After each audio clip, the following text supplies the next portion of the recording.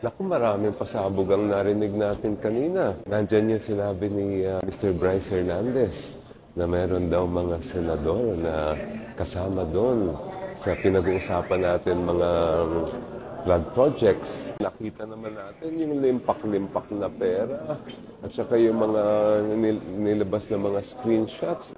Kaya tinanong ko kay Mr. Alcantara kung papayag ba siya mag-waive ng bank secrecy law.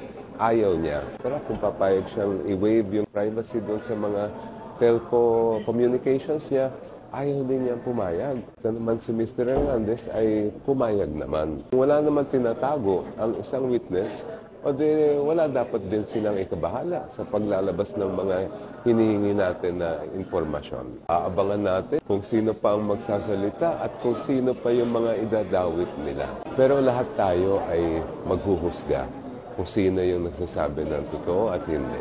Representative Chel Jokno po ng Akbayan Party List. Follow for more updates.